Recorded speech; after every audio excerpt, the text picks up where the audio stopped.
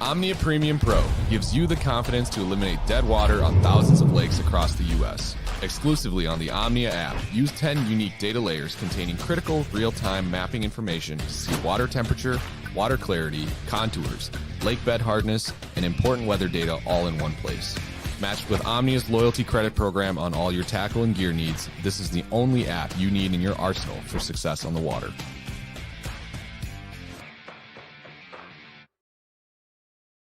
Plenty of sunshine. Come on, man, let's roll.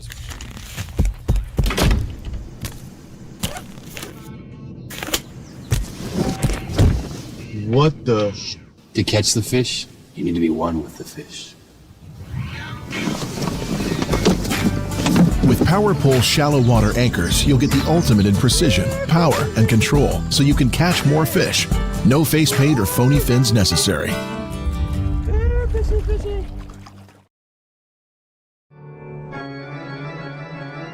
They assemble at night, each one having prepared as diligently as possible to the time given to them before the witching hour, the hour of reckoning, the time when they begin outdoor cartoon television. Stray Casts is on the air.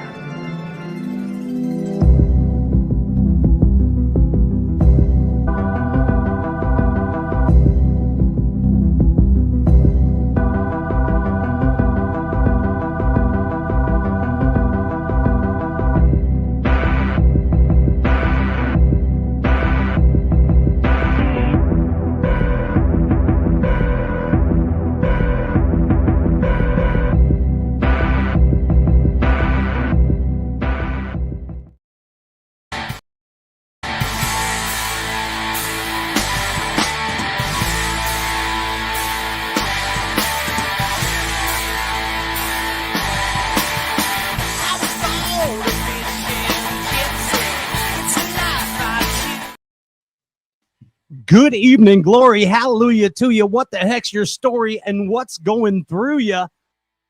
This is not Stray Casts. This is the Surge Pod Squad takeover of Stray Casts. Come on, Bass Galaxy. Give it up. That's right. And right here, the host of this show, not myself, Pat Renwick, but the one and only Bergazoid. Give it up for Andrew Loberg. Yes. Godfather, sir. Sir. Yes, sir. We are here. We are live. Yes, sir. Bergazoid, you look great. Thank you. You as well. I appreciate it. On the shores of Gunnersville. The shores of Gunnersville. We are at the Tucker Smith Estate right now, live. It's a compound, actually. It's a compound, yes. A lot of security to get in. It's a Rookie of the Year compound. That's right. Exactly right. And this all started as the Rookie of the Year show to celebrate Tucker's Rookie of the Year. But then, lo and behold, Emil wins a derb. You know, Paul's just always great. Paul's just always great. You're always awesome. And then we're like, let's just make it the Surge Squad Pod. You know what I mean? Yeah, let's get everybody on. Calling in Logan Parks, you know what I mean? We're calling in Forrest. We're calling in Hudson. Yep. The guys that capture these moments for you guys all year. So it's going to be a pretty fun show, the Surge Squad Pod. No, it's going to be fun. And you're the godfather of Surge, but actually one of the godfathers of forward-facing sonar, Bill Weidler, coming on the show tonight too. So, I mean, we got it handled. Yeah, we have a Surge Squad Bass Nation pod going on. Yeah, we got. Yep, we're checking all the marks today. Yeah, and as always, you're no stranger to the good times of Stray Casts, Andrew Loberg, and all they got to do to get party favors here is like and share the Facebook feed. It's that easy. That's it. It's really that easy. Yep. So get this. What we have tonight, as usual, per quo, is the Tin Cup whiskey box of goodness to your door. And tonight, the Tin Cup word of the week is surge. If you hear the word surge, take a sippy, and it could be a nice cold Coca-Cola, a Cafe Con Leche, or, of course, Tin Cup whiskey, the official brown liquor of Bass. So a 10-cup box of goodness to your door. Like and share the Facebook feed. This is the prize I want to win. When I dip out of here, I'm liking and sharing this because I want to win the Surge Squad house gift. Like you guys are putting the whole prize together. Yeah, that's from you, Tuck, Emil, and Paul. Oh, yeah. And like and share the Facebook feed. Get a chance to win that.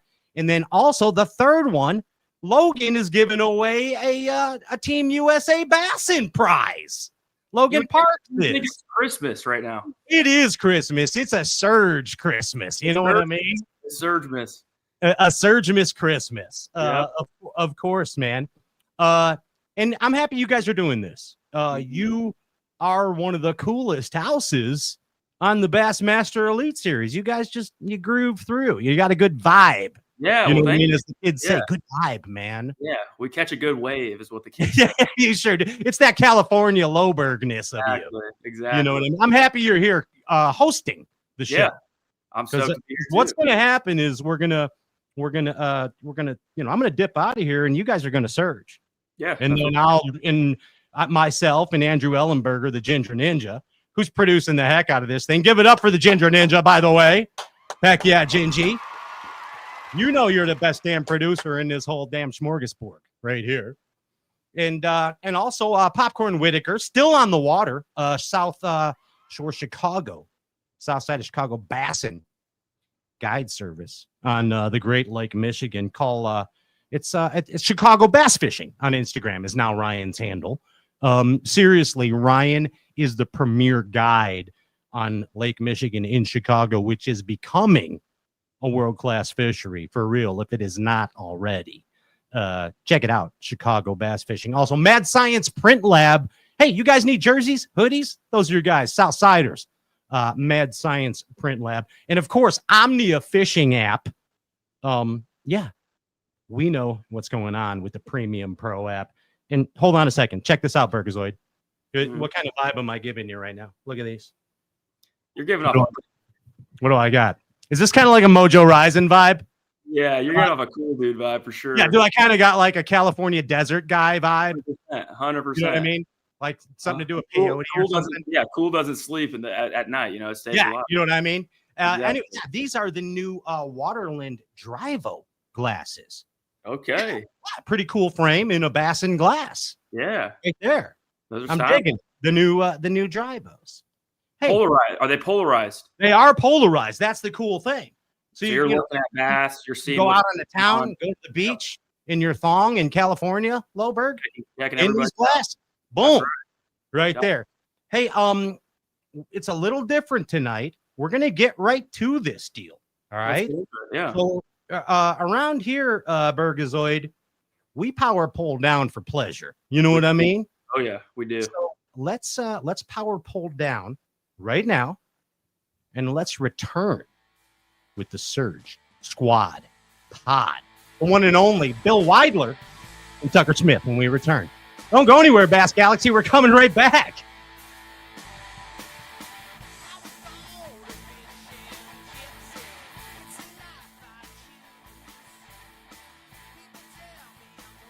This is the mountain, and this is mountain whiskey.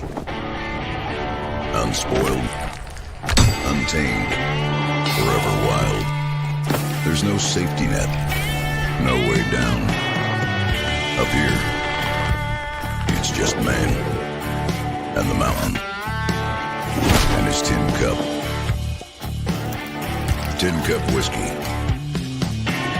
Mountain whiskey.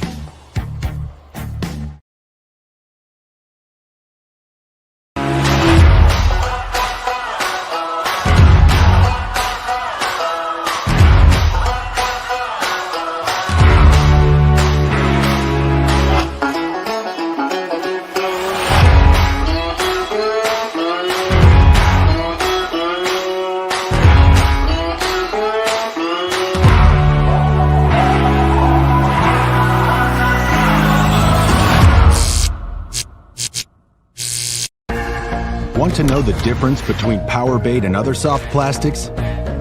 Ask the fish. Berkeley scientists have.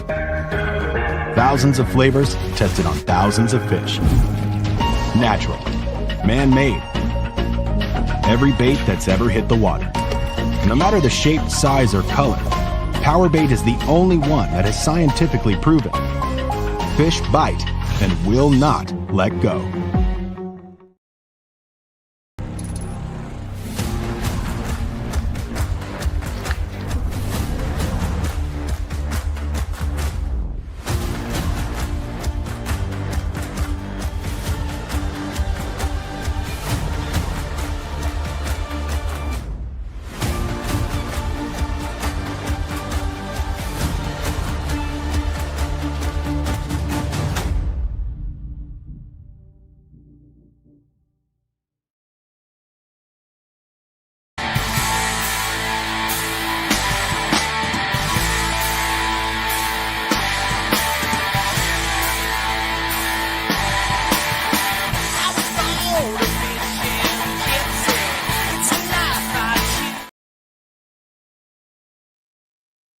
Welcome back. This is not the glorified version of a bass fishing talk show. This is actually the Surge Squad pod. I am not your host, Pat Renwick.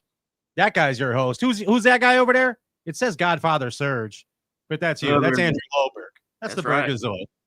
And now let's get the Surge Squad pod going, and let's bring to you, Bass Galaxy, 2 Bassmaster Elite Series champions and your 2025 Bassmaster Rookie of the Year. Let's do this.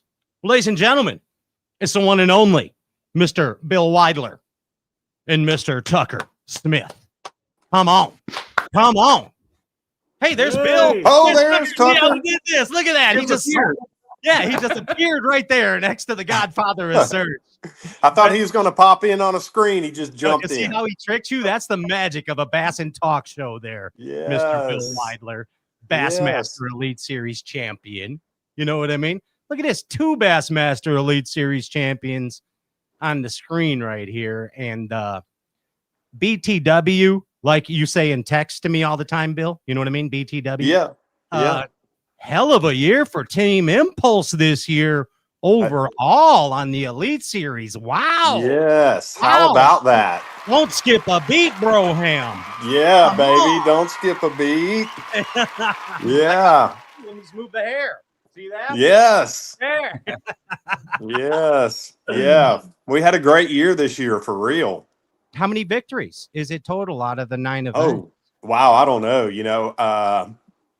Well, we had Lowen. We had Tuck. Yep. We had Brandon. Yep. And who else did we have? For crying out to Jeebies. I'm putting you on the spot. And I know, dude. I know. You're putting me on the spot. I can't recall just. Is Wes on our team? Wes. Logan. Yeah. Yeah. There we go. That's it. That's what we did. That's a strong year. That's so 4 of them. And then didn't Canterbury win an NPFL event? Yes, he did. Yes. Let's go there. Yeah. Yeah. A hell of a year. Yeah. For Team Impulse. Yeah. Rookie of the Year title. I mean, come on. I mean, what are we talking about here? There's some magic in the air. And in all kidding aside, the reason you're here, Bill, not only are we grateful that you are a proud advertiser here on the Stray Cast show, but you and your wife, Darlene, had an immense amount of belief in that gentleman right there, Tucker Smythe, or you say Smith. Yeah. I'll tell you what, crazy enough, I was just talking to her before I got on the show, and we were just reflecting back on the time that she got a call from a parts guy at a dealer of ours named Brandon Davis. It was like, you need to meet this young kid.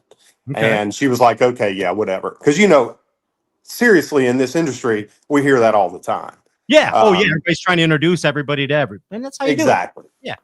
So things progressed. We evidently, she grew a liking for Tucker. I remember seeing Tucker on stage at a Lake Fork event talking about a high school national champion or something. I was like, who is this kid? Yeah. Everybody's making this big deal about.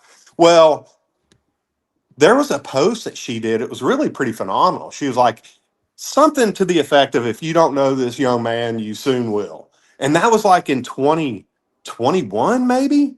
I don't know. Darlene sent it to me. I think it has let me tell you right now. I'll tell you the date on it. But I found it very interesting.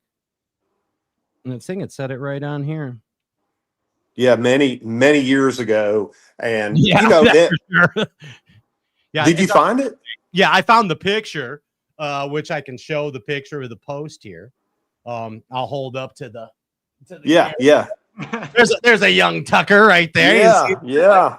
And you're talking years ago, and you know, we started sponsoring him and got to know him, and you know, we took a real close liking to him. I mean, he absolutely a great young man, had a great mentor, and just he checks all the boxes when you look at somebody as an angler and what you look for. And we had a lot of faith in him and saw his potential even before he saw it. And Tucker at one point in time was questioning whether it was time to transition to the elites. And we had a lot of conversations. And I remember having one with him, and I was like, why would you even go back to college to try to accomplish what you've already accomplished? It's time to move to bigger and better things.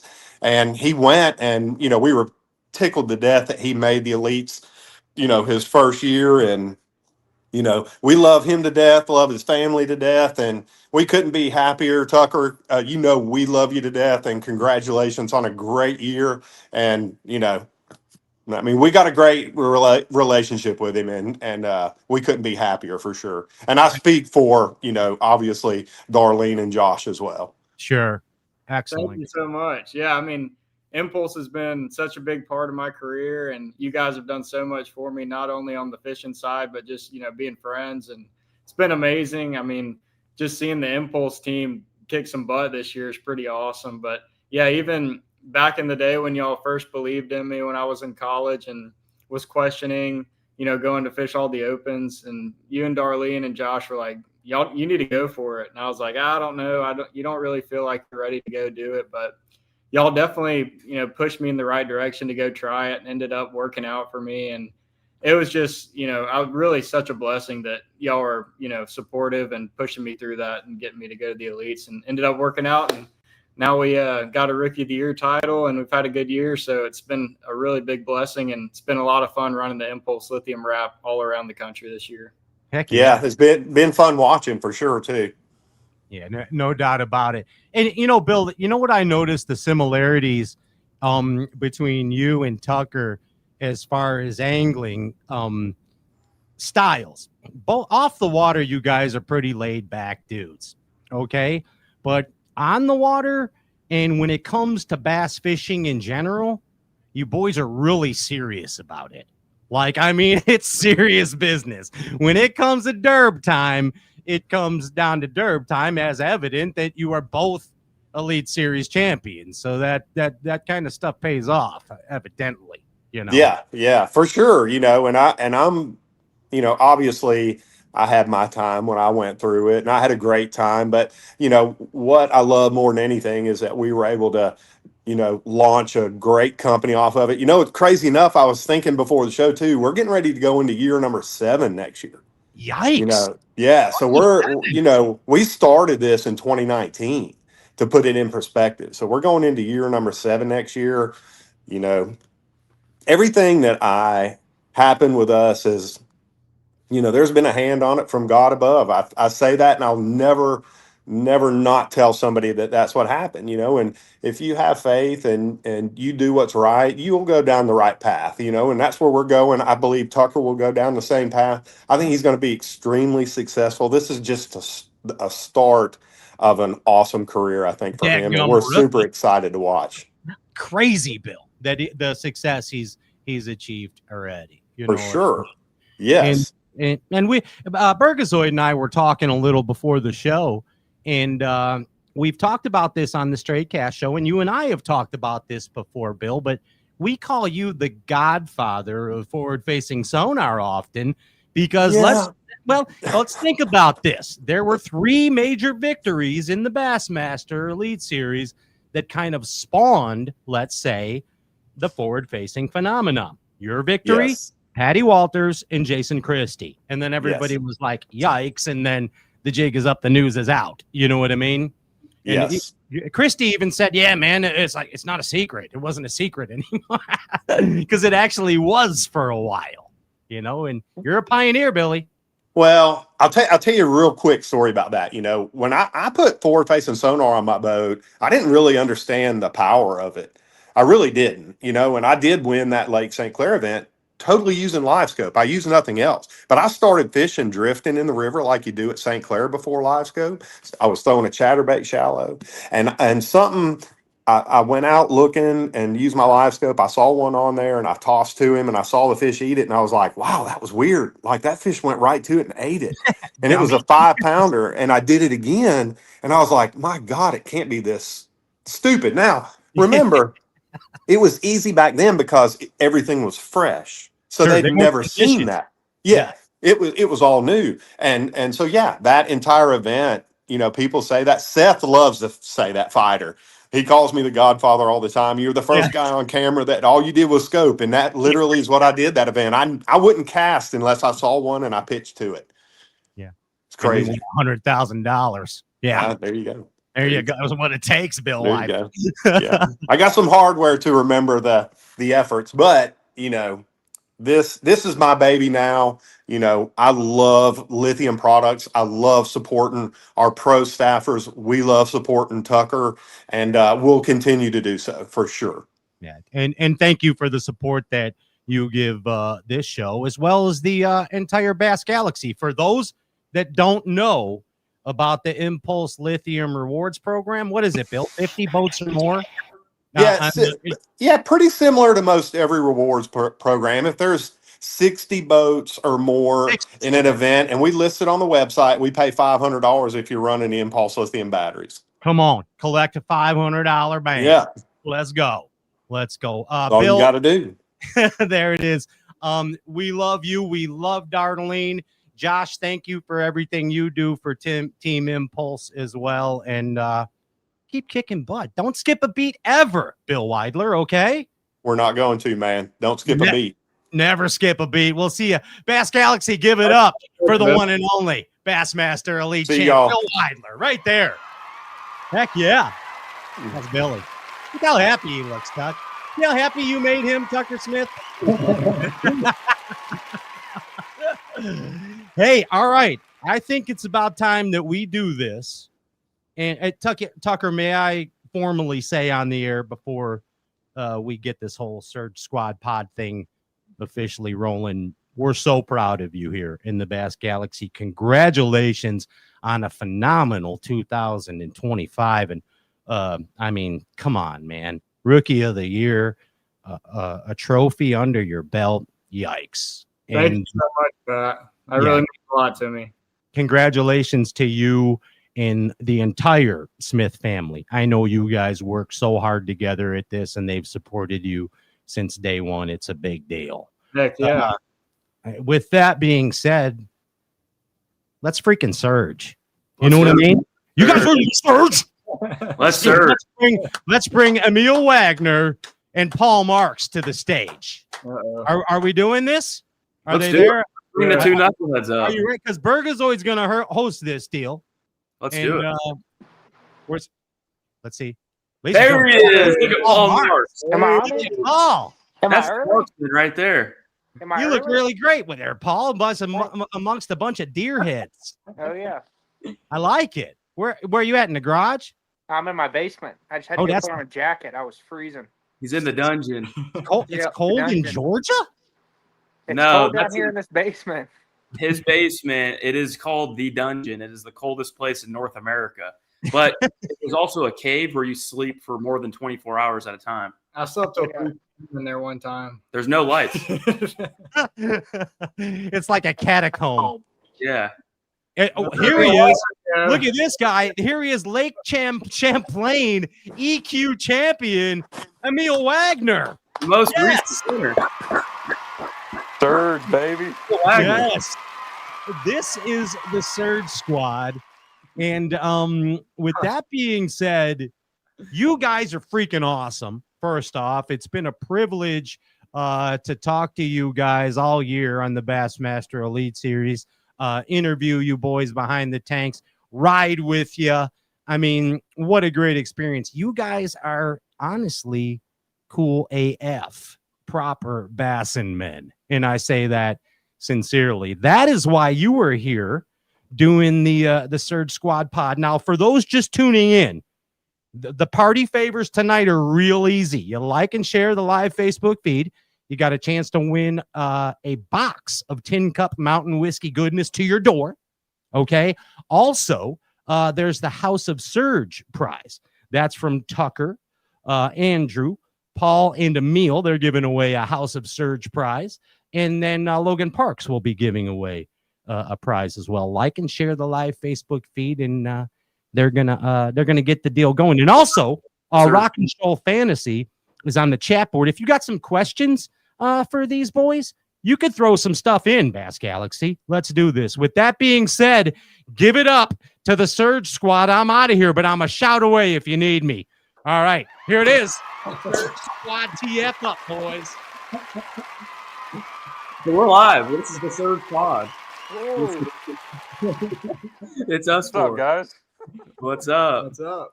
Hey, so I'm thinking what we need to do is still talk about Tucker's Rookie of the Year in the 2025 Bassmaster Elite Series and how special it actually was. And we're going to kind of go into all of our seasons in a sense, a little quick recap, not individually, but just kind of throw little nuggets out there as far as how it went. But my whole thing with the Rookie of the Year going into 2025 was how crazy this year actually was. One, with the schedule, correct? Schedule was absurd. And two, Rookie of the Year was on all of our minds, was it not?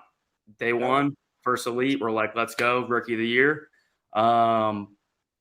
Was our rookie class the hardest one in any Bassmaster Elite Series out there?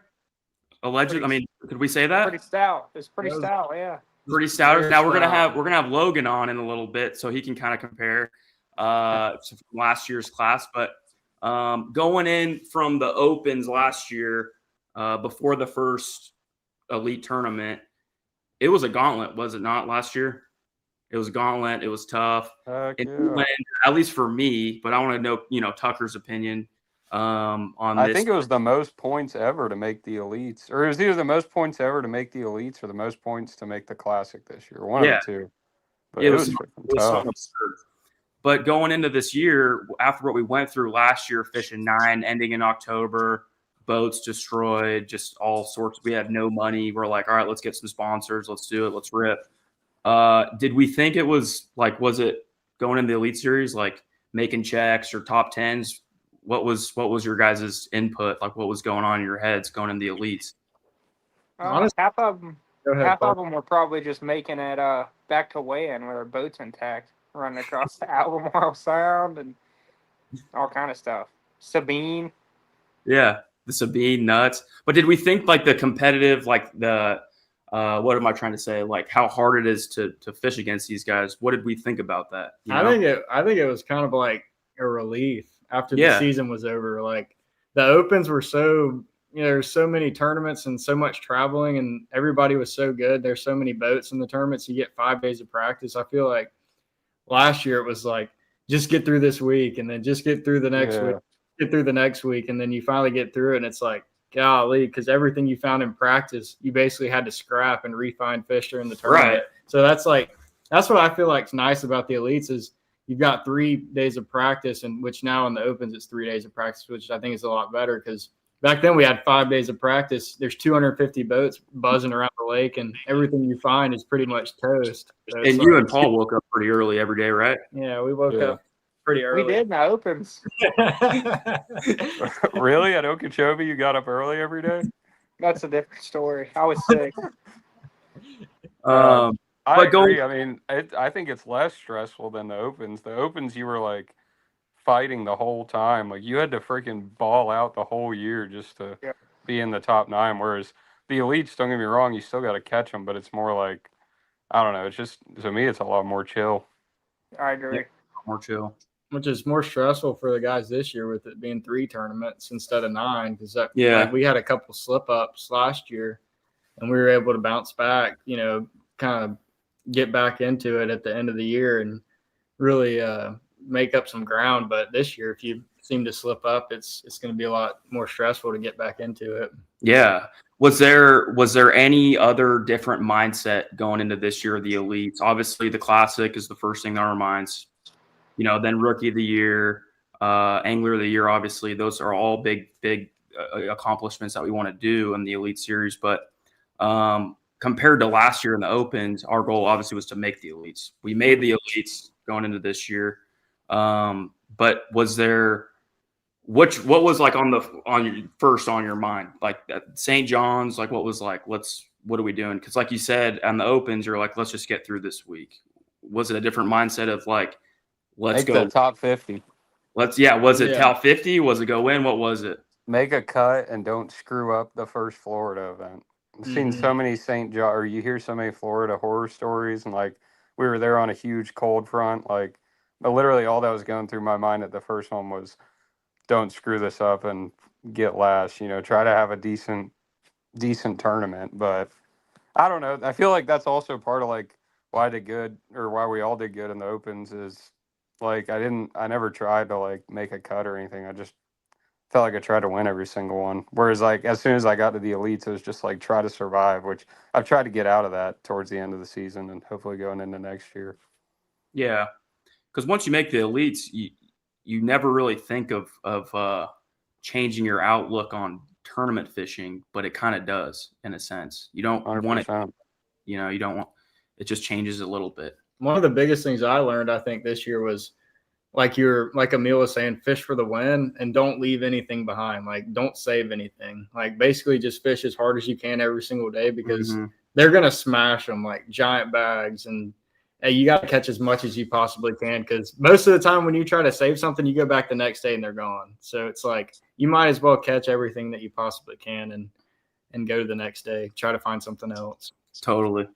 Hey, So I'm looking at the comments. I got to shout this guy. I have my Marshall's on here from St. Clair. He said, Paul apologized to Emil. He would have finished in the top 10 if you would have delivered those baits. I had to get to Leech Lake to catch 2 bass the second day. One was a 6 though. Yeah, 2 for sorry, Berg. Didn't want to throw you off. almost the lake record. You did the same thing at Champlain. You caught the freaking lake record. Yeah. I don't know. I never catch big ones. Was that the Champlain? Was that the biggest smallmouth weighed in? Nah, I don't know. Yeah, 100%. I do. I don't know. Right? I don't know. I wasn't told that. The 2 biggest smallmouth in New York and Minnesota. Paul always rolls up with the biggest fish in the lake. Everywhere he goes. See him in the weighing line. You're not going to believe it. Yeah. Happened a few times this year. 100%. So back to Tucker's story with how the opens went, going through this elite season. Was there, just like the opens last year, how we all felt going into tournament 6 or 7 last year? It almost kind of started feeling real. You're like, holy smokes, we're going to make the elites. Was that at all? Was there a turning point with rookie of the year or anything like that this year, where you're like, I think I might have a chance, or what do I got to do? Yeah, I mean, I think it just every day, like I tried to catch as much as I could, and like everybody does. But I would say definitely, this year with the rookie of the year, like that second day, I think it was at La Crosse when I made that run to pool 7 midday and caught that nice bag, and that was kind of the moment I thought to myself, like, that might have done it. But yeah, like with the opens and stuff, like, I mean, it's just so hard. Like, there's so many good fishermen in these tournaments, and it's anybody's game every single tournament, and you just got to catch as much as you possibly can. Like, even at like Fork this year, Paul, had a second place finish, and then at Hartwell he won the tournament, and then I got a second place finish. So it's like anybody's game. Whoever catches the biggest bag's obviously going to win. But it's so, like, fishing is so, be in the right place at the right time and putting yourself around as many strike zone areas as you possibly can with feeding fish. And a lot of times you just got to bounce and bounce and bounce. And if you run into them, you do. If you don't run into them, you don't. But yeah, everything has to go right. Everything. Everything has to go your way. I like the strike zone. I might use that. Strike zone? The strike zone. We're in the strike zone right now. Yeah. Now Emil had a 3-day strike zone last week. He was in the strike zone for 3 days and took the win 69-2. Am I right? Mm-hmm. I made that up, and I'm pretty sure that was right. No, that was dead on. I think it was 69-2. It was 69 something. I thought it was 69 like 9 or something. I don't know. You might have had it. You caught them. You should know what they weighed. It was 69-2, I think. I think Berg had it. He was boat flipping them things like they were on 65-pound braids. Yeah. And I liked it. He was swinging them. Yes, sir. Rods, the world class. Hitting them against that camera. Yeah. Yeah, that was a crazy week. 69 pounds. Did we has anything settled in yet? Where are you right now? What's going on? Yeah, so I literally weighed in, like, one, got the trophy, did a couple interviews, idled back to the launch, hung out with Paul for like 10 minutes and hit the road. Like, I drove till 1 a.m., slept at a Red Roof Inn for a couple hours. And couple hours? What time did you wake up? Don't lie. Like 9:30, 10 o'clock. The Red Roof Inn is the Bass Fisherman Taj Mahal. Yeah. So slept there and then got here at 2:30 a couple nights ago. And I didn't even obviously phone calls and texts. I'm at Lake of the Ozarks. For what? Toyota Series, dude. You didn't want to come. Need some insight. Where are we at? I'm getting there, man. So I drove all the way 2:30, got here for a Toyota Series at Lake of the Ozarks. Got to fish 4 of these to get in the championship through the wild card. So finally, that next day, the first day of practice here, I slept till like 11 o'clock and just woke up and did some phone calls and whatever, looked at the trophy, just chilled for a while. And it definitely set in a lot more the next day than it did after the tournament. Like, me and Tucker were talking about that after we were just driving, but it really doesn't really, at least for me, it didn't really set in until the next day when you actually get a chance to think about it. Because right after the tournament, you're your adrenaline's still so high and I don't know. But it was a crazy week. That was probably the most fun I've ever had in a tournament, catching fish. Just the amount of 4-pounders, and then it almost, turning into a disaster the last day because my whole tournament was one spot. And then I ended up, making a big move around noon the last day, and it paid off, and it so easily couldn't have. And they were giants. And making those moves, man. That's what you see. We see on the. That's literally watching the Bassmaster Elite Series. You see literally. Those guys, I swear that's all that went through my head the last day. It's 11:30, and I've got 1 4 3/4. That's it. That's my only good one. And I was I lost the tournament. I was it's pretty much over. And I had 3 hours to fish, and I was this is what we've watched our whole life growing up. I was I need to make a decision right now if I want to have a chance to win this thing. And my plan going into that last day was ride it out at that spot because I caught so many 4s, and I was they're gonna be there. There's 5 left, 100%, and there weren't any left, and I bailed. And the first spot I pulled up on that I felt the best about, they were just there, and the first 3 casts I caught a 4 3/4, a 4, and broke off a big one. And then it just, after that, it was just, I thought they just weren't biting on the lake. That wasn't the case. My spot was just toast. So making that move 100% won it for me. It was a crazy. Maury move. It was a Takahiro move. Yeah. It was a Takahiro move. Did you say I knew it when you started catching them? Oh, yeah. I did look at my camera guy, and I was man, we might actually have a chance now, because it was literally I set the boat down on one of the dots on this flat, and I panned out there, and it was first cast. I didn't even have time to reverse the trolling motor. I put it in the water, and they were right there, and they just bit right off the rip. It was crazy. Now can we say Champlain's our favorite lake? I don't know why, man. It's definitely Emil's, because not only you won this tournament, but a month ago, Tuckazoid won the Toyota there. And how many ounces were you off? couple ounces. Yeah, a pound. 3 or 4, something like that. Ounces. It's got to be Emil's favorite lake. Emil's Pond. Dude, I love that place. It's just I like it because like a St. Clair, it's just like flat and sandy, and like there's not really that much for them to relate to. Like there's like ledges that almost look like river ledges. There's giant rocks. They get in the grass. They get on the sand. Like they actually relate to stuff. Whereas like a lot of the other places we go, I feel like it's more random. But that place is so sick. I feel like you can just pick however you want to catch them, and there's just so many smallmouth in the lake. Yeah. And like if you catch one over 4, it's a big one. Like I don't know, I don't mind that. You know what I mean? Like they don't have to be 6s for me to enjoy it. So with the smallmouth fishing, I'm gonna pick your brain, you and Paul, a little bit. Being both from Lake Lanier, kind of I'm local there. I kind of know how Lake Lanier sets up, but since you guys are from Georgia, you guys do so well in smallmouth fisheries. Like every year, you guys go up there. You're catching, you're dubbing, like that's just what it is. Smallies. Is there some points? Yeah, Paul won the Opens. Northern points last year. I got second. Yeah, Emil did get second. Like, that's the thing. 1 point. You see I think the it's like 5 points, but all right. Yeah, you see the Georgia dog bus rolling north. They're cashing checks. This is what it is.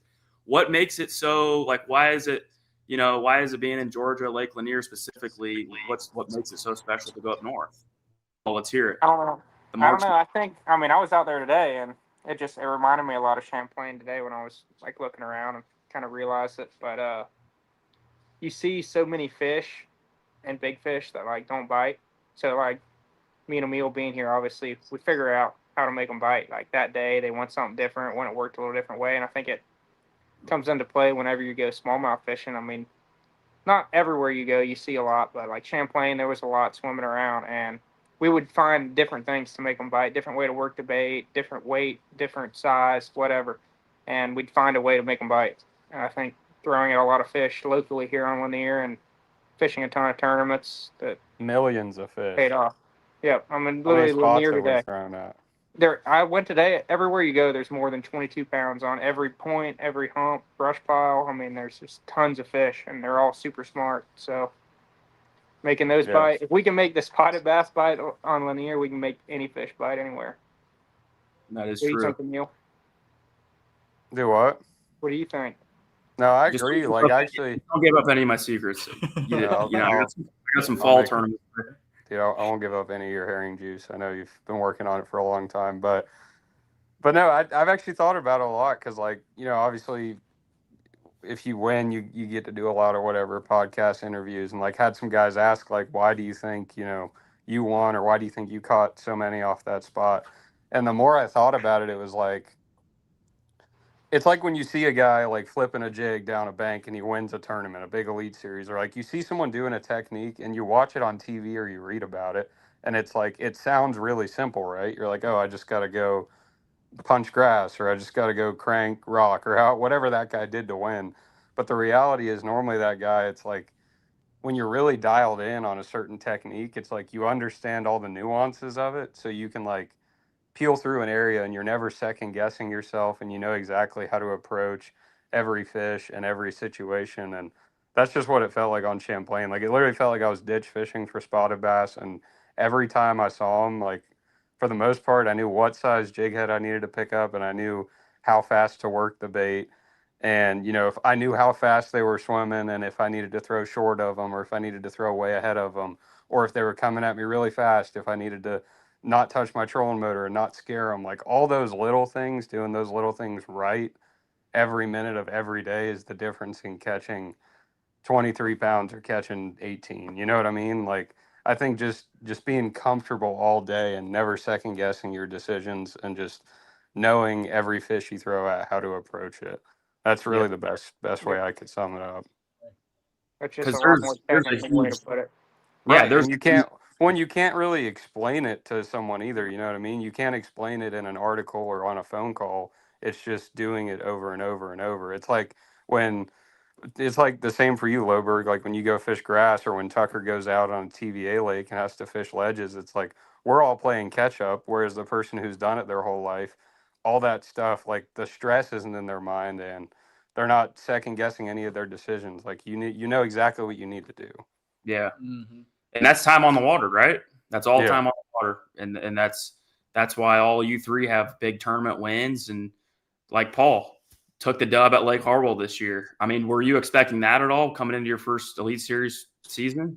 Negative. No, not at all. Hartwell isn't it like, I mean, it's similar to Lanier, but it's kind of a different lake, is it not? Yeah, it definitely sets up, very similar, but the fish act a lot different. The spots aren't quite as big. The largemouth play more, and the time of year we were there was like full-blown spawning. So, I mean, I'd never expect. I knew I'd do, really good, but I never thought I'd win. It'd be hard to catch the largemouth, but I did caught enough of them. Especially in the spring that you won. That, like, I don't know about you, but like, I feel like that'd probably be the hardest time for one of us to win. You know what I mean? I agree, 100%. Makes it even more impressive. Spring's the only time I can compete against the herring guys like them.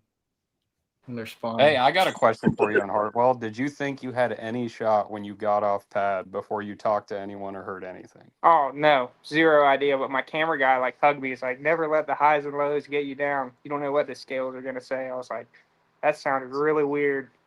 Damn. And then I looked at Bass Track. I figured Tucker had 4 pounds more on than he had, but worked out. I figured you didn't think there was a chance because, you had less than you did the last 3 days. And you needed to make up 4 pounds. The odds of Drew catching what he caught is so low. Yeah, that was awesome. Yeah. So after this year with our first Elite Series season, what do we all think of how it went? How the tournaments went, the schedule, what's going on? I think it was a good season. I think the way that Bassmaster put the schedule, I think it was really diverse. I think it allowed us to do different things, fish different ways, fish shallow, fish deep, scope, not scope. I felt like it was a really good schedule, throughout the country where we could just do a bunch of different stuff and, kind of make everybody happy with how they wanted to see people fish. And I think that's the biggest thing is, scheduling those lakes around different places that kind of put a diversity into it so you get to fish different ways. I think it was pretty good. This season was literally Casey Ashley's song of catching them shallow, catching them deep, muddy water, clear water. I mean, it was literally everything. I mean, I feel like I say this at the end of every year, but I learned so much this year. For sure. And that'll never end unless, I guess you just stop learning. But it's the amount of places we go and just the different times of year. At the end of every year, I'm just like, holy crap. Now when I go there or a lake like that, I'm going to have, that whole 3 days of practice and in the tournament, everything I learned already in my mind. So it's that excites me more than anything just moving forward. It's just everything I learn going into the next season. It's just more ammunition. Right. Has anybody learned how to turn on their alarm clock yet? We're almost to October. We're almost to October. We can turn it on, but I think we're better at turning it off. I kind of feel bad for the guys you're standing with at Lake of the Ozarks. Dude, me and Jack are equally as bad. We both sit there and snooze it till about 8:30. But hey, we're off the water at dark. There he is. Oh, there's Mr. Logan Parks. What's up, guys? Transcontinental. Is this the Surge squad? This is the Surge. Yep. This is the Surge squad. You're entering the Surge pod. Can you hear us loud and clear? I got you guys. Good. Where are you at? Are you in a movie theater? Are you in a car? What's going on? Africa. I'm in Iowa right now at an undisclosed top secret Area 51 location. Are we filming? Yeah. No. Am I filming? I mean, I'm filming this podcast. Is there a cool filming thing? What's going on? Is it? What's so secret? Dude, I just said it's top secret. I can't say anything.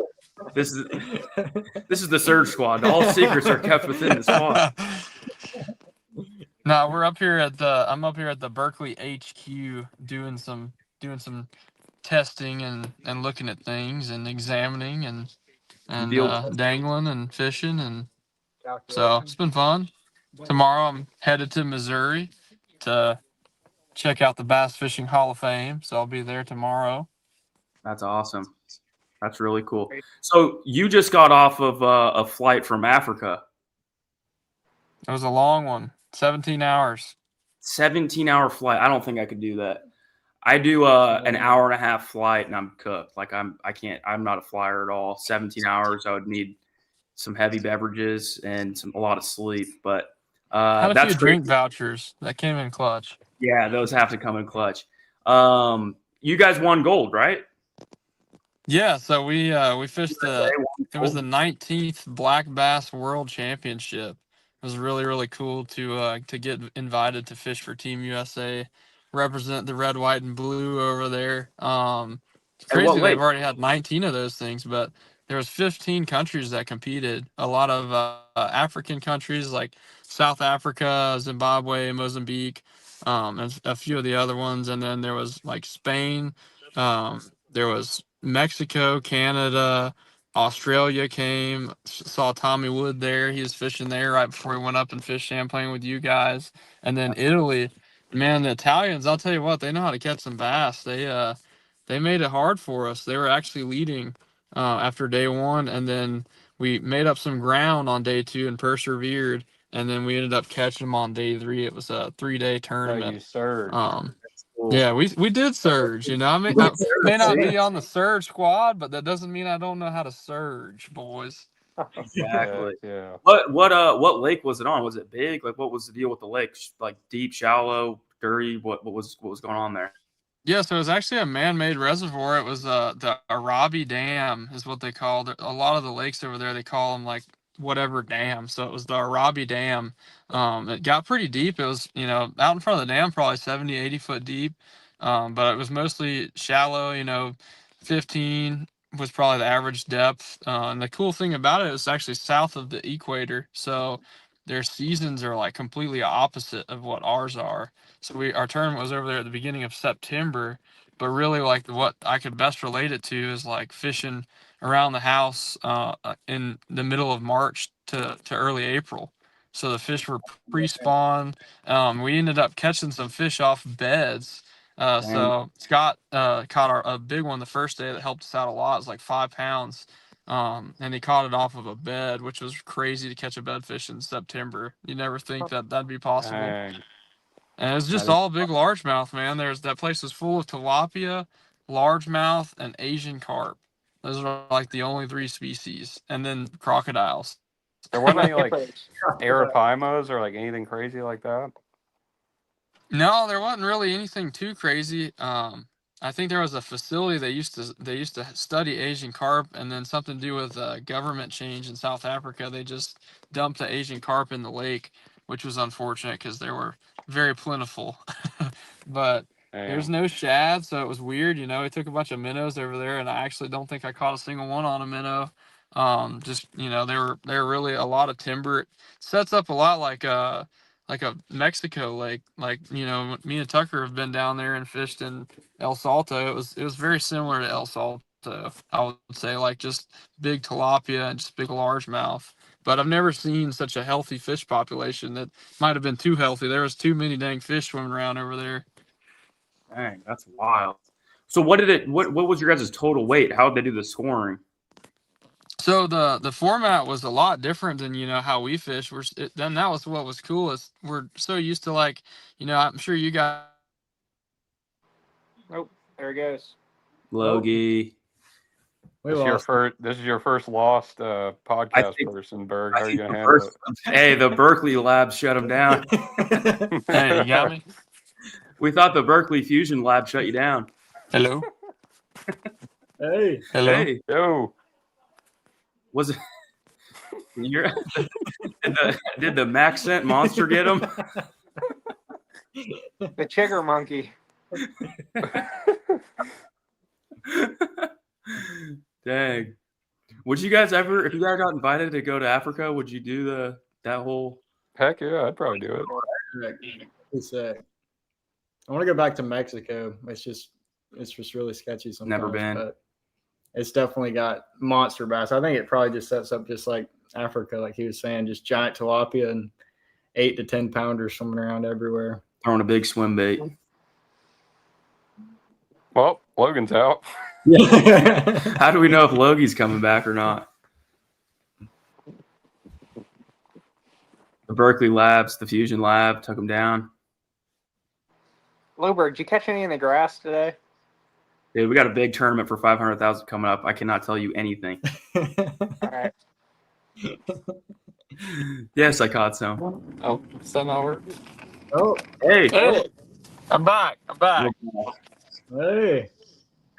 So you're talking about the somebody was trying scoring. to call me, sabotage my thing. I put it on do not disturb. But what I was saying is, it's a lot different than like what we're used to. Like you guys, work together, but like, share information with each other all season. But like it's an individual thing, and it's the same way with us at our house. Like we'll work together, but at the end of the day, it's like, I want to catch them. It's important that I catch them too. It's like all individual, and that was what was so cool about Team USA was working as a team. None of us are used to doing that. So it was Scott Martin and I were the team, and then Jacob Wheeler and Kyle Welcher were a team, and then Ott Defoe and Drew Gill were a team. So each country sends 3 boats, like 3 two-person teams, and then the scoring is actually based on penalty points. So everyone was like, what are these penalty points when we were reposting the leaderboard? Well, if you finish first, point. Second is 2 points. Third's 3 points. So like the least that a country could get if they got first, second, and third would be 6 points. So the goal is to get the least amount of points for the week. Every day is a new day, like a new tournament day. So we had 3 tournament days. So each day we wanted to get the least amount of points, and they add them all up over 3 days.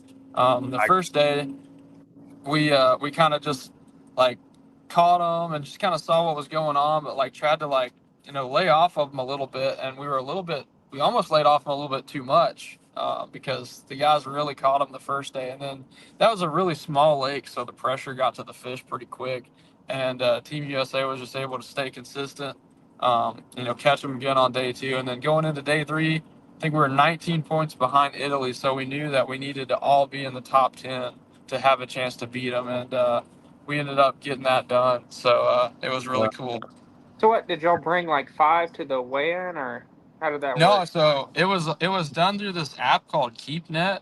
So what we would do is we would open the app and start a video, and then we would show the scale is zeroed, put it on the scale, weigh it, show the weight, and show the fish like hanging freely, and then video the fish swimming back, like releasing it.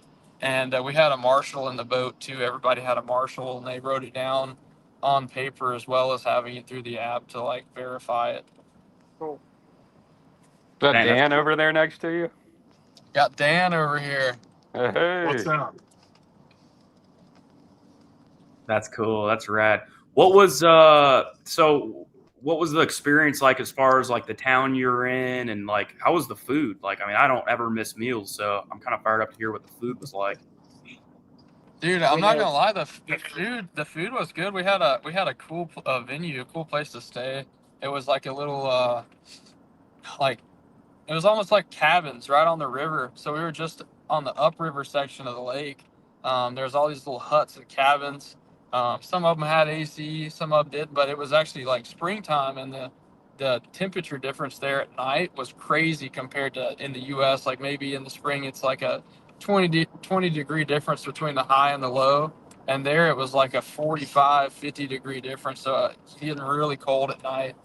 And we actually had a zebra that slept right outside of our cabin, right off the front porch. Cool. It's like a pet zebra for the local like resort they had. But it was really, really cool, and the food was great, man. They had chefs cooking us meals every night for dinner. It was honestly really nice. I think I actually ate more there and lost weight because there wasn't so much processed food and preservatives and just bad stuff in the food. It was just natural, from farm to straight to the table. I didn't see you. Cool animals? As soon as you landed in the States, you hammered that Chick-fil-A. Yeah, it hammered me too shortly after. Did anybody get sick or anything over there, or is everyone good? No, I did get this weird bug bite on my arm from a mosquito. I don't know if it's like a malaria or something, but it's still a little red. So It's a little swollen still, but I feel fine, so it should be good. But no, it was good. No one got sick really. It was a good trip. It was like I think we were there for 10 days, and we swung by this tackle store on the way out. That was in South Africa, or in the capital of South Africa, in Johannesburg. It was really cool. Had a bunch of baits. They actually opened specifically for Team USA because it was Sunday. So they opened it up for us and had like 50, 60 people there to get autographs signed and take pictures with us. It was awesome, man. That's cool. Probably one of my favorite experiences so far of my career. Did you see any baits over there that you brought back here and that you haven't seen, or is it all pretty similar? So there was one bait that I was really excited to find. Is that why you're at the Berkeley Labs to make them, or what? Yeah, I'm trying to get them to bring them back. I actually got them in my backpack right here. So it's a discontinued bait that I figured out we made a long time ago, and I didn't know that we made them. So I've been on the hunt ever since for the beaver. I've been looking for the beaver because there's a Berkeley beaver that we made, and it's discontinued.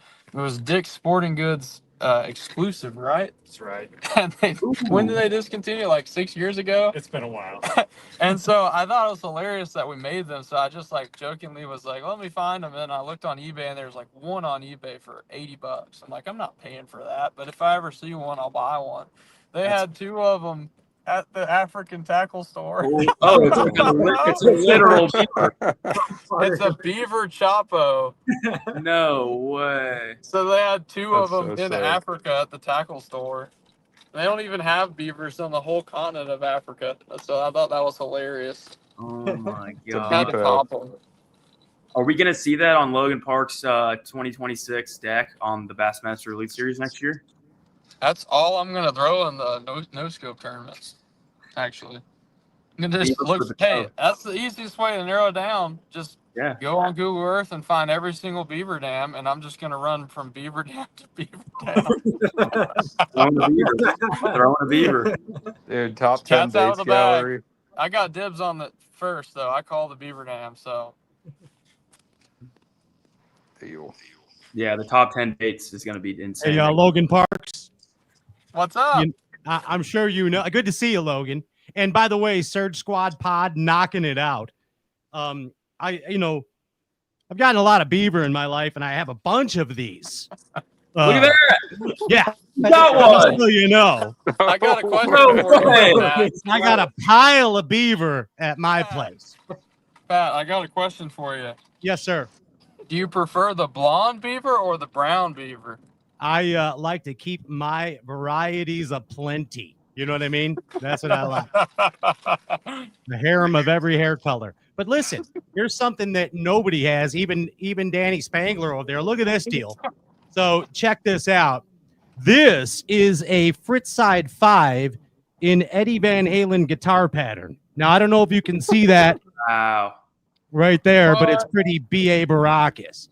It's a Fritzside 5 in Eddie Van Halen's guitar pattern. So that's for sale too, Dan. That's for sale as well. Oh, yeah. Yeah, there we go. Is it signed? It is actually signed by Brad Rutherford. Look at that. So it's even worth more than Eddie Van Halen's signature. So, hey, I just wanted to chime in and show off a little since Logan was bragging. I get way more beaver than Logan. So I'm out, guys. See you in a little bit. Show your beaver. That's cool, man. That's a wild bait. I had no idea they made those. Yeah, they got Chapo beavers, and then there's a wake bait beaver. I haven't acquired those yet, but I'm on the hunt for the beavers. He's trying so hard. We'll need the wakers for sure. Ironically, dude, so I posted a video about the tackle store like when I got back. Just thought it was funny. I found the beaver baits at a tackle store in Africa, and it went viral. And I got like 300 South African fishermen follows from this video. And I started getting all these DMs. They're like, oh, we've got those in our tackle store. And so, like, there's 3 or 4 tackle stores in South Africa, and I've been getting videos of, like, just the shelves are full of the beaver baits. So I guess they're pretty popular over there. We need the beavers back in the States. Yeah, we do. That's going to be a hot. Can you imagine on live, you're like, yeah, they wouldn't eat the regular Chapo, but I switched to the beaver, and they started destroying it. Got to match the hatch, Emil. Yeah. They're eating small squirrels. Hey, that's a pattern. Take it easy. See the squirrel? Yeah, too. Oh, yeah. Squirrels, birds. bass So is eating- everybody fishing the $500,000 thing on G? Oh, yeah. Yep. Nice. Yep. Sick. It's gonna be fun. You're It'll be not. good What's practice your, for next year. Yeah, I know it'll be definitely good practice. But you're not fishing it. What's going on? What's your schedule look like? I'm fishing. Oh, you are fishing it? Yeah, I'm fishing. Dang. Yeah, I was just asking if all of y'all were too. Oh, sweet. Are all your roommates coming? Rob and John and Cody and all them? I don't think any of them are fishing it. When are y'all going to I come don't up think with a they name? signed up. I think Rob's fishing it, I think. Yeah, Rob's fishing it. Is this going to be your last tournament of the year?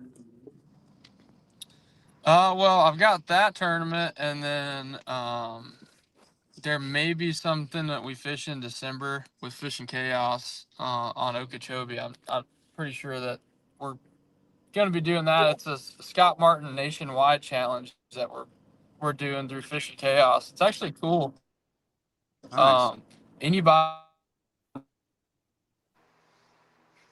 you join like a team. So you join like my team and you submit your my total plus win. You join Scott's team. Easton Fothergill and Dakota Ebear have a team, and so like you join whatever your favorite team is and help those teams win. And if you submit like the best 5 fish limit, it's all measurements. But if you submit the longest 5, then you get to come fish a championship in December and actually fish with us in person.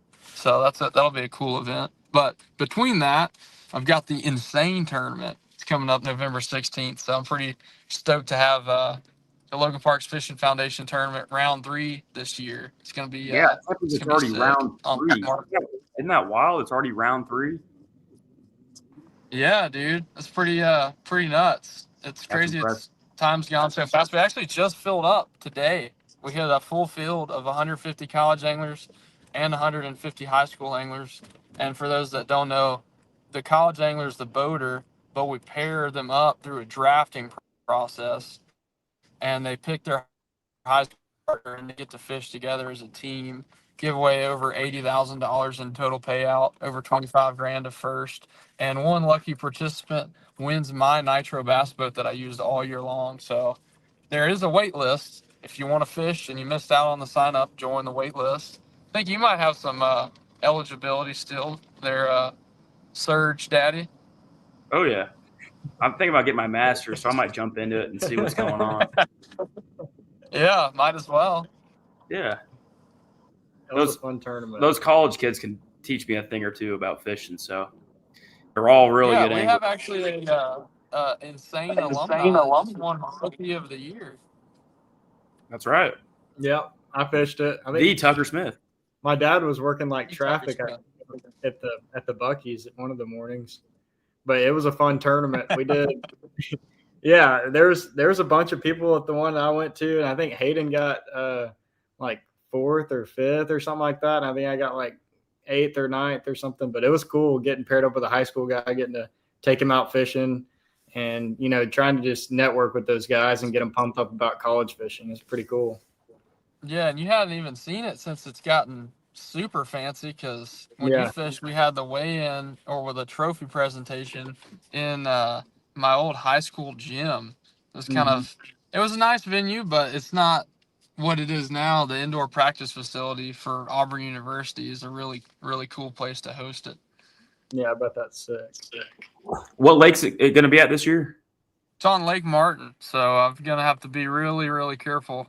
Unfortunately, it's not like the last 2 years where I can kind of, chop it up with the anglers. How's practice been? You guys on them? So the no information rule with Lake Martin being on the schedule next year, I'm gonna have to be super duper careful. I've got a tournament director that's gonna handle everything, and then Fishing Chaos.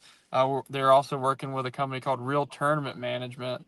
So it's catch, weigh, release, and that company will approve and deny all the pictures of the fish catches and I'm just gonna be there, making sure everything goes smoothly, but just kind of like letting the tournament director handle everything and not getting any info, but putting on an awesome event. That's cool. Heck yeah. That's really awesome. Yeah, it sounds like a really great event, man. You put on a lot of hard work into that, and everyone loves it. Yeah, dude. It's full field. Full field. It's a lot of work, so I'm glad that we're able to make an impact. That's awesome. Are you guys doing a little night fishing? What's going on? So we were just out testing some baits at the old Spirit Lake in Iowa, and now I'm hopping in the rental. This is the Trailhawk.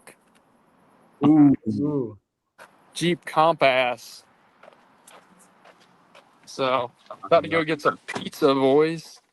Heck yeah. Heck yeah. It's gonna be good. But what you guys been up to?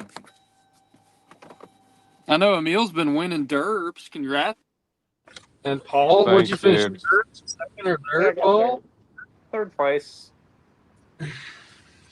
I'm at a Toyota at the Ozarks right now. I drove straight from Champlain to here, 20 hours.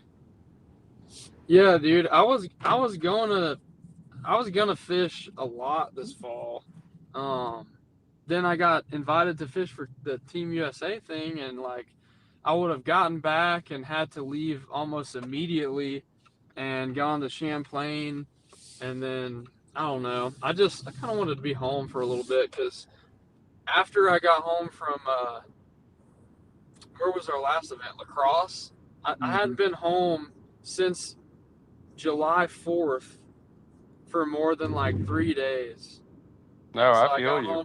I got home from La Crosse, and then I was home for 3 days after La Crosse, and I went to Africa for like 14 days. So I'm like, you know what? I just kind of want to go home and like be We home literally, for yeah, a we while. haven't even had like a summer or an off season. It feels like. Looky here, looky here. Look who we got. Your man. Third. That is the man with the camera, the legend. What's up, boys? How are y'all? So to introduce Forrest, what can you tell us what your role is in the Surge Squad? Yeah, Well, so I think y'all should change names, Loberg. Forrest is real Surge guy. Not you. No, Forrest is just daddy. He's daddy. Daddy Surge. No, I run all There we go. In the Huddleston, that is the Huddleston Deluxe. Sheesh, everybody's in the cut. What's up? Holy crap. So we got two famous guests right now that just joined our Surge podcast. We have Forrest and Huddleston Deluxe. Forrest, you go first. What is your role? What's going on with you in the Surge Squad? I am the man behind the camera for the Emil Wagner Fishing media group. So we're running all that stuff on YouTube, all the tournament videos. We got some cool stuff we've been dropping on YouTube. Just dropped a new 1v1 series, so we're going to be having fun with that this fall. Maybe get some of you guys on there as well. So, yeah, it's been going good. That's awesome. And Hudson, Forrest what's is going the on man. with you? Just Tucker's camera guy in the laboratory right now. Just finished up 10 Killer. It's going to drop next Monday, I think. So In the lab right He's in the lab cooking up some goodies. I've seen your Yeah. TikToks. I've just got it back on a TikTok, and they're unbelievable. All the things that you guys do behind the camera is insane because we are just a bunch of idiots that don't know what we're doing, and you guys collaborate and make some wicked material, wicked stuff. Yeah, I'm glad Hudson turns on you for it because I wouldn't remember to. No. yeah, I think, what was it?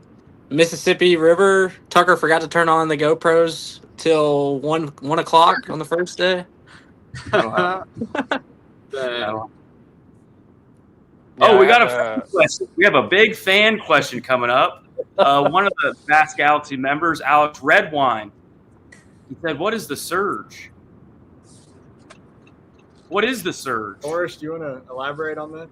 The Surge. So the Forrest? Surge, I believe Paul Marks, the marksman, started the Surge naming at least, and it was something. Yep, Hudson's got the icon there, but it was something that started early in the season, and it was just something that always came up in conversation, like I got a Surge today, or I surged this afternoon and caught, added to my bag or whatever, and then it just took the world by storm, and these guys started winning blue trophies, and next thing you know, everybody was surging. So yeah, it's a It's a lifestyle and it's a it's a movement.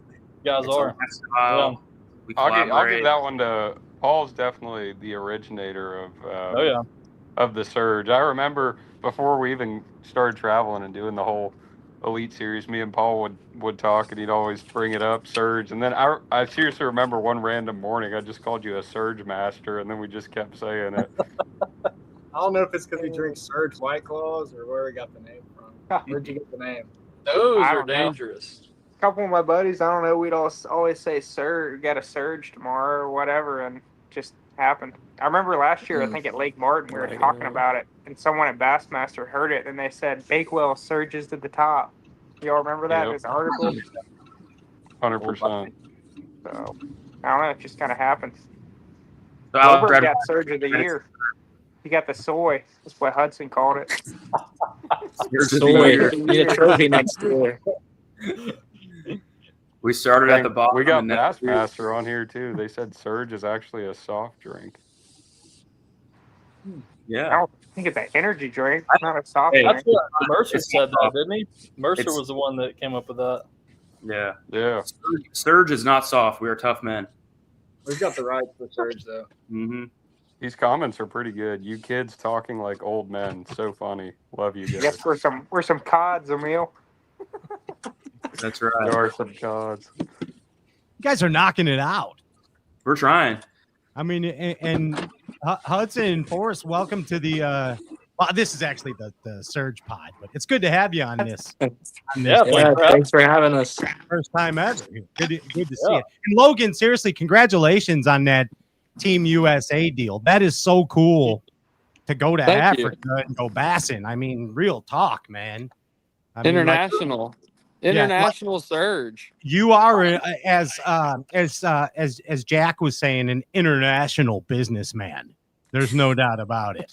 You are. But here's what it reminds me of. And Scotty Martin was your partner in this deal. But like back in the day when I was a kid, speaking of old men, as myself, it was like those guys were doing like competitions in Cuba and stuff, like Roland Martin and Jimmy Houston and all that stuff, catching 13-pounders and stuff. And it reminded me of We that. should do more international competitions, man. It was special. Like, Why not? We got off the plane and there was people like at the airport that heard we were like coming at that time and were there to take pictures with us and meet us. And like, Well, you're huge in Africa, like Hasselhoff is in Japan. it was like sick, that. dude. It's just I mean, it's not really like that, like as much here as it was over there, you know? Like, I don't know. It was freaking special. I'll say that.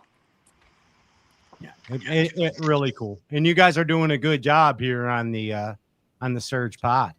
Appreciate Especially it. the Godfather of Surge up there. Yeah. The Loberg, you're a heck of a host. He's leading us in the right direction. Yeah, and let me rewind this because I did say my name is the Godfather of Surge. Paul Marks obviously created this, the Surge name and our group and everything. But the reason I say I'm the Godfather is because I'm the oldest one here. I may not You're look the like big papa. I'm the big papa. I wake everybody up. I get them fed. I get them heard. nice warm milk, make them cereal, and I get them ready for the day so they go catch bass and win tournaments. But that's why I'm the Godfather of Surge. But one thing I want to ask, Pat, if it's cool with Forrest and Hudson, is I want to hear a story from one of them of like one memorable story from this year of riding in the boat with one of, Emil and Tucker, or a scary story that they met on the water or whatever, right? Something that we don't really see that they. I'll bet they've had to cut a lot of cameras off. There's a lot of edits in this house. Oh, yeah. Well, boys, real quick, I'm about to jump in here and eat some pizza, but I appreciate you guys having me on. Congrats on Rookie of the Year, Tucker, and Emil. Congrats on the dub, and just congrats on a great season, man. Everybody, and congrats on making some badass videos too. Dude. Heck yeah. Appreciate it, man. You too. You too, Congrats on Logan. all You too, absolutely. I love this stuff the you man, and Jack are doing for sure. Jack's the killer. Yeah. Well, I'll see you guys later. All right, take care. Thank you. That's Logan Parks. Give it up right there for Logan Parks. Heck yeah. Back to the camera, guys. You want to go first, Hudson, or you want me? I can go first. I can say a funny one that happened recently at Champlain. Tucker was fishing, and I was sitting in the seat because we had just pulled up to one of the spots, and there was some pretty big waves. And my whole camera bag sits on the floor, and it was completely open, had all my cameras in it. And next thing I know, Tucker turns, looks like that, and there's just a mega wave coming, crashes over the side of the boat, straight into my camera bag, fills it up about that deep with water, and I had to empty everything into the floor of the boat. I was soaked. I took my tennis shoes off. I was in my wet socks all day. I didn't dry out till we got home. It was a good time. Doug was taking waves to the face like a man. There were several really good ones in the boat this year. One of the ones that comes to mind was day one, Sabine River. We get there. It's like we're like 45 minutes early. We're chilling. We're sitting in the line, and like the line was taking forever to put in the water. Next thing you know, like I back the truck in or whatever. I'm basically running across the parking lot as the anthem's going. Emil's like boat number 9. We're like weaving through the people. We cut out there, like we just get destroyed in those waves, run however long that took to get into the actual fishable water over there. And Emil catches one off the bridge on and you'll see this on the Sabine River video when we drop it, but like very first stop, he catches one on the drop shot, and it's like a 10-incher, and he's like, yes, like he's acting like he won the classic. He's like, dude, I didn't think I was going to catch a bass. And we caught that one, and then later that day, kind of same type of deal. Like he had a pretty good bag going, which on Sabine, 7 or 8 pounds or whatever it was at the time. And we pull up on this just random bank, and again, like it's Looks just awful. Yeah, just a flip-a-thon, and he flips freaking black and blue pit boss up there on the bank, and right up on the bank, and just gets thumped and sets the hook, and it's like a 2.5. Flips it in the boat. We both just start going nuts because at that point we knew that was a really good bag. So that was one of the most memorable ones. I mean, obviously, the St. John's tournament comes to mind too as a close second. That third day I got to ride with him. And obviously, first cut made, so like nerves were off and all that. But Emil lost a giant that morning. And that was a tough one to come back from. And then had some other, fish losses. But that was an up and down day as far as surging goes. Just from Got some barbecue on the water. We got barbecue on the water. We were like surging back, like the bag was increasing, and then lost another decent one. But all in all, that was a really good tournament too. So both of those were really good finishes. But those are some of the ones that come to mind. I remember a funny story from Sabine with Hudson as well. Whenever we were waiting in line to put in, and the line was taking a long time, like you said, Forrest. It was, and I'm usually not the first boat there. I'm usually the last, taking my time a little bit, working my way there. We hit a couple red lights on the way there that morning, and we were pretty late. And Hudson had thrown his camera bag in the boat. We were getting ready to blast off, or he's ready to put me in the water. And I noticed that they were already about to call my number when we were pulling up to the ramp. And so as Hudson had all his stuff in, we were ready to go. I was like, Hudson, you're not going to make it. You're going to have to just jump me in the water. I'm going to have to. They were calling my number. They'd already called it once. They were like, Tucker, where are you at? Tucker, where are you at? I was like, this isn't good. I got to go. So Hudson dumps me in. He was trying to make it up there and run back to the boat quick so he could hop in and go on. Marshall, be the camera guy for the day in the boat, and he didn't make it. I ended up taking off with his camera bag, everything that he needed for the day. I just took off and went on fishing with all this camera stuff, and yeah, it was pretty funny. And I think you had the keys in your pocket. So once I locked the truck, I was kind of screwed, and I had to ride back with Kate, Paul's girlfriend, to the house. Yep. Nuts. I got one for you guys too. So going into the season, obviously neither of y'all had, or I don't know if Hudson, if you've been to an elite tournament already, but like I'm sure you guys had your expectations of what everything would look like and kind of how the season would go. But how was it different from what you expected, and just what was the biggest curveball that was thrown at you? You can go first if you want. I'm trying to think. That's a great question, Emil.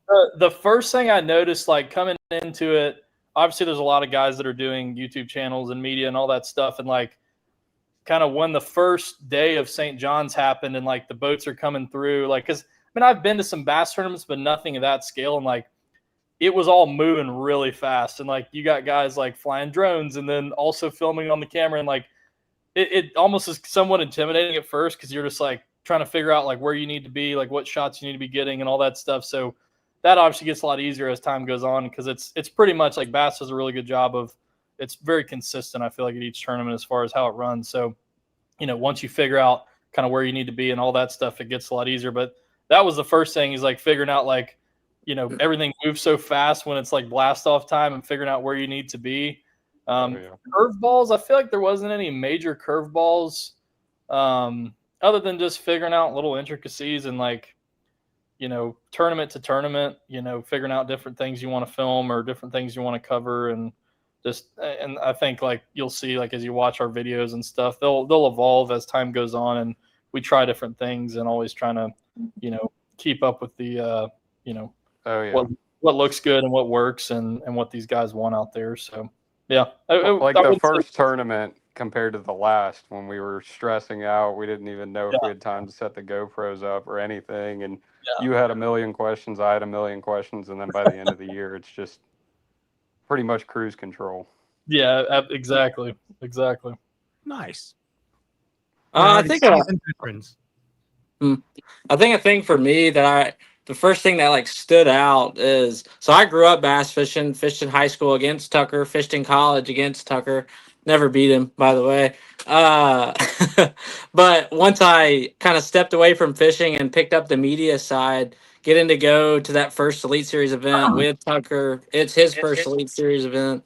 Kind of get to like, I got to live that dream I wanted to as a kid, but through a different avenue. And that first day, I actually got to ride in the boat with Tucker, and that was a blast. Kind of not what I expected it to be, but it was better. And just kind of got to live out a dream through a different lens. Yeah, and awesome. No pun intended.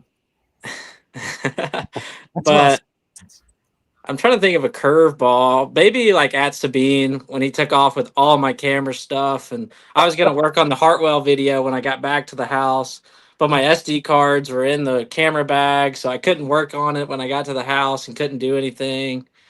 Never really had to worry about GoPros turning on. Tucker did good with that up until the last event. One day he messed up, but besides that, we were in such a groove by the end of the year. We were dialed. We knew what we needed to get, how we needed to get it. Tucker's finally starting to talk a little bit more. He's getting good with that. So it's getting real good. We'll be dialed for next season for sure.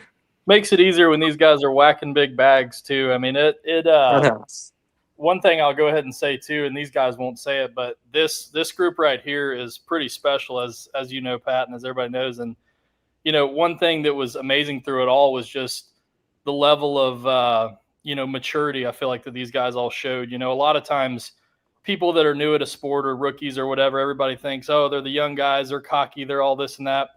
These guys did everything by the book, the way you're supposed to do it. They're dead serious about every rule in the book, making sure that they're, dotting I's and crossing T's. And I mean, these guys are stand-up fishermen and stand-up dudes. And that's, why they're getting to these points in their career and going to be surging, as time goes on. So I couldn't be happier for all of them. Appreciate I mean, the classic is such a massive accomplishment, and Loberg surged in there at the end. So, it's going to be the Surge Master Classic. Yeah, so I'm going to take over here again, Pat. I'm sorry, because Loberg's been asking all the questions, but I think it's time to flip the script to the Wagner. biggest surge of the year. Yes, Which was done by the one and only Godfather Surge, Andrew Loberg. Yes, sir. After an uncharacteristically tough start to the season, you had us all pump you up multiple times throughout the year. And I think finally all those freaking chats we gave you kicked into high gear those last 3 or 4 tournaments. Yes. Let's hear about it. What was going through your head? Did you even think you had a shot? When were you like, all right, we're making the Classic? No, I didn't think I had any shot at making the Classic. I just wanted to, after the first few events of my Elite Series and career, my initial thoughts were, you have to survive to be in the top 70. Like, let's improve. Let's just keep going. Let's chalk it up as a learning year. Let's just go. And that was my intentions. Obviously you want to win every tournament. But I just went into each tournament as a new day, and starting at Lake Hartwell, I believe, was the beginning of the surge. And thanks to you guys, all three of you, for helping me out. I mean, literally wouldn't be able to do it without you guys. Like, honestly, I don't mean this in a weird way or whatever. Not we're already here, but same thing with you. yeah, but it's just one of those Really deals, like we all work together as one core group. And Hartwell, I kind of kicked it off. Also to mention, Pat was in my boat day one, the beginning of the climb, and started off. Had a good tournament there. Then went to Fork, chattered a couple big ones in the grass, waded in it over, and then 10 killer. We all know what happens there.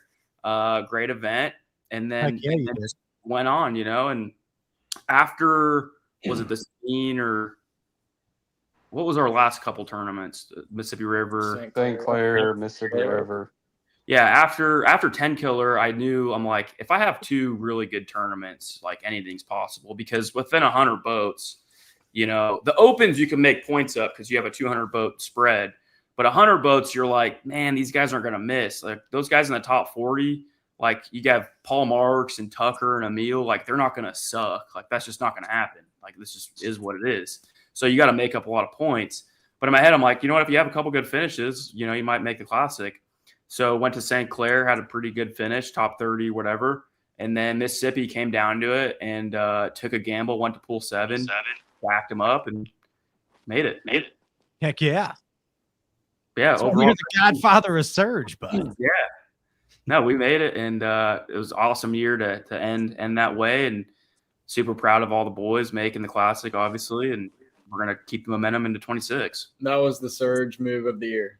I think I was more excited about you making the classic than anything because, I knew all of us were in, and it obviously would have been a blast regardless, but it wouldn't have been as cool if you weren't there. And the fact that you freaking caught them that good in the last 3 to get in it was so sick. Yeah. And that was one of my favorite parts. Yeah, Gonna be a good and time.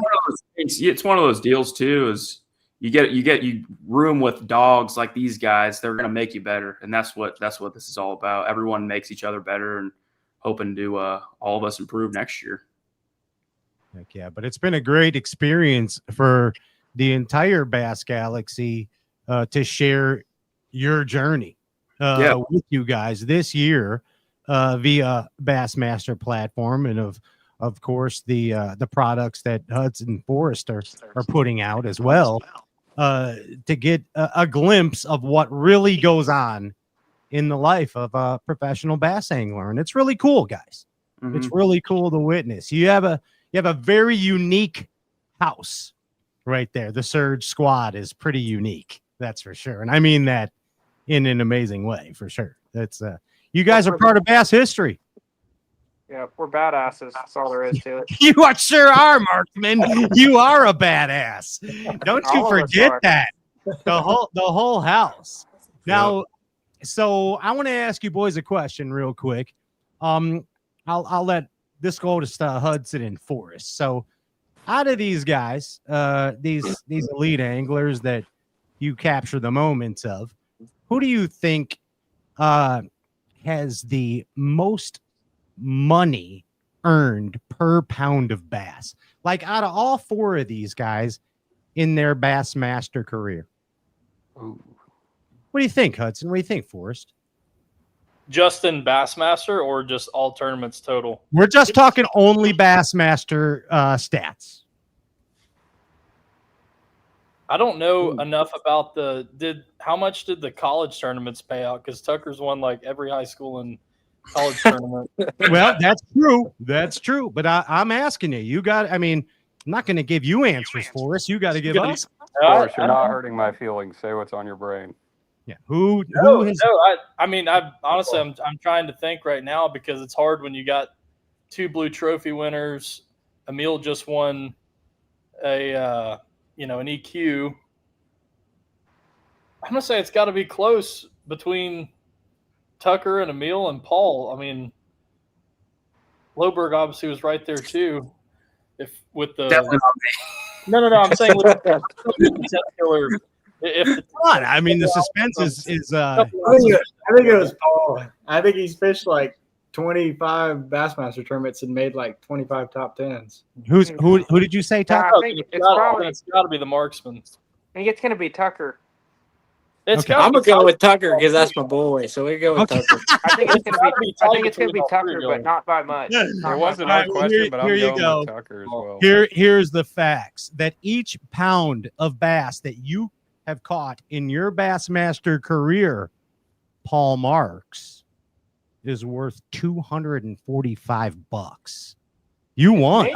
Yeah, you won, bro. I knew it was tight, dude. I knew it had to be one of them. Tucker was 181. No, pardon me. Emil 181. Tucker 148, and the Godfather of Surge 110. So better than I thought. Yeah, went marksman. Emil. Pretty good for everybody. Yeah. So Tucker and Andrew. So each pretty good average, Paul. Yeah, dude. Like a 4-pounder is $1,000 fish for you, Paul Marks. Remember that. That's a surge. That's a lot of zin for the whole house. You know what I mean? That's a good deal. They're Right $2 a can over here. I just bought 65 cans. Dude, I want half. You owe me. Yeah, you owe me half of them. Oh, I knew I shouldn't have brought Sorry, I this up. started this. I did not mean this. You bought 65 cans though of that for real? Mm-hmm. At $2 a can, you better stock up. Probably son. buy another 65 before I leave. I was gonna give some to my buddies, but now that they're being like this, I think I'm just gonna keep them all. Yeah, be careful crossing the border into Alabama. That's our nutrients. Yeah. Energy Gins drinks and and black coffee. Sincerely, congratulations, gentlemen, on an amazing year. And of course, the end result of making that Bassmaster Classic. It's going to be pretty cool to observe. And Hudson and Force, great job too. Thank you. Capturing the moment. So all right, we're going to give away a few things, and then we're going to pull the power poles up, I guess. Ginge, let's see. Andy sent me the tin cup one, and then we have a Surge house one and a Logan Park. Send me the Logan Parks one too, okay, Andy? If you don't mind, please. And if you didn't like and share the live Facebook feed, he's putting it in the randomizer. You better get at it. You guys did awesome, though. For real. Did you have fun doing this? Heck yeah. Yeah, it was. I mean, it was really good. It was raw. I liked it. Yeah, I enjoyed it. I mean, I learned a lot about you guys tonight. And I learned that the marksman's a badass. You know what I mean? I already knew that kind of, but I said we all were. I wasn't being cocky. I was saying we all are. no, you are right. You are, but you are. You're one of them. Hey, Paul, you're like one of those silent badasses. You know what I mean? Like Rambo in the jungle, just comes up behind you. I'll tell you what. You get him. He's not. He's not silent in the mornings when he wakes up. You're gonna be loud. That's the effect. Loberg wakes me up, and I feel like I have to get everyone up, and it's not pretty. It's not pretty when he goes away. He knows he's up. Okay, so the Logan Parks. Hey, Pat. Yeah. I think the winner of our giveaway is going to get like 65 cans of Zen. Oh, you're doing that. You're doing that to your buddy, aren't you, Tucker? Aren't you? He's giving away his product. I see. Are y'all going to sign?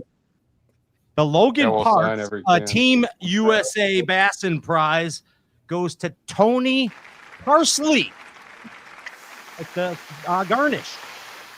There it is. Tony Parsley. Direct message the Stray Cast Facebook page, and we'll get you your prize out from Logan Parks. The Tin Cup Whiskey Box of Fun to your door. That's my buddy. I actually know this guy. This is Eric Novotny. My buddy Eric won this deal. I like that. Thank you, Eric and Sheila, for your support of this show, of course.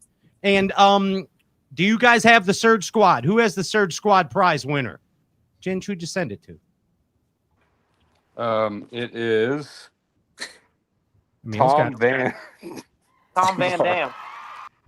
Someone else has to read it. I'm in a laughing mood right now. I'm sorry. Because of your Zen? Tom Van Dam. Kevin Van Dam.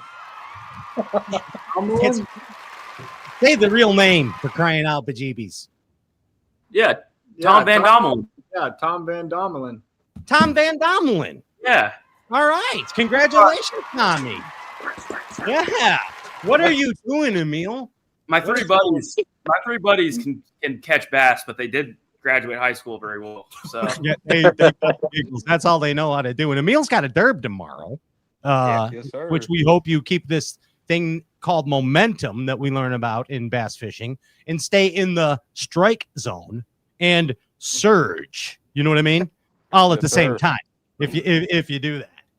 So guys, amazing job in the surge squad pod. Let's do this again. Yes. That was fun. Let's do it. And then you know what we'll do next time on the Surge Squad pod? You know who really loves you guys? Fujita. Like he loves the Surge Squad. For real. I'm not kidding. Like I observed this on the Behind the Tank show. He's always watching you guys. Like, so, I mean, that's a very high form of flattery because he's checked, you know, he's like, what are you guys doing? What's going on here? You know, I mean, he knows you guys catch him. So let's get Fujita on with you guys next time, you know? Maybe Kenta and Koya. Yeah. Yeah. We'll get just a whole JDM special. Yeah. That would be sick. And by the way, for your next squad pod, your Surge Squad pod, Ronnie Moore said, and Ronnie Moore always says, facts do not lie, that last year's rookie class was stronger on paper than this year's rookie class. Okay, I'm just saying, Emil, I know what you want to do about that, Emil. I know you want to go 9-on-9. I know you want to go. In there, Pat. Huh? Did he add the last tournament in there? Because I remember you saying something about it, like with like 2 left or something. I don't know, Tucker. I'm just telling you. I'm just trying to get you fired up. Yeah. That's all. I I think just our want Jordan- an off-season 9-on-9. We had our rookie class surge, so we might need to You can't stop the surge, Pat. You can only Yeah, we got to ask Ronnie for real after the last, because that was before I believe that was a 10 killer, correct? When he said that, right, Tuck? So let's find, that is an interesting question, though, Tuck, for real. After Mississippi and Detroit, see what happens. But hey, guys, awesome job to all of you guys as far as the Bassin goes on the 25 Elite Series.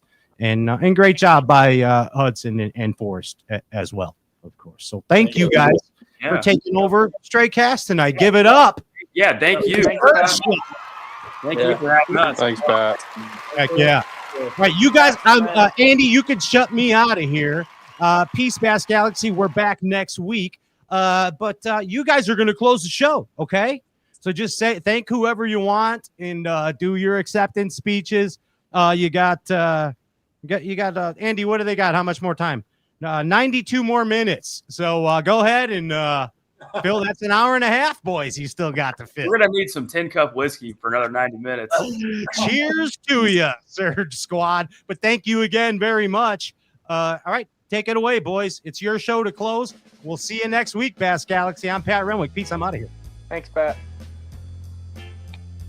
All right, fellas. All I gotta right, go try guys. and catch a couple bass on Lake of the Ozarks tomorrow. So Can you I set guess up a I'm out live, of here. set up a live camera tomorrow? No live cameras here at the Toyota, unfortunately. Yeah, but you But can set up a live streaming. dude, I got a total practice of about 1 day in 3 days. So don't expect anything too crazy from me this week. But we're gonna go out there and try, have fun. See if we can come back with 14 pounds. That's the goal. But Hudson, Forrest, shout out both you guys. You guys both killed it all year. Seriously. Thanks, Appreciate you guys are the that. best. And Tucker, Paul, Andrew, you guys are my dogs, obviously. I'm excited for the Classic. I'm excited for next year. We're all going to keep riding the wave. Surge out. Great game. Look out for merch. I'm about to say there's some big things coming. Surge 2020. Yeah. There's some surge merch coming soon. Plug it. Look out. Maybe a collab with Zen, new flavor. Yeah, no. Yep. Third flavor. Emil, we'll call you about 1 o'clock tomorrow. See how you're doing. Yep, mid-dirt phone call.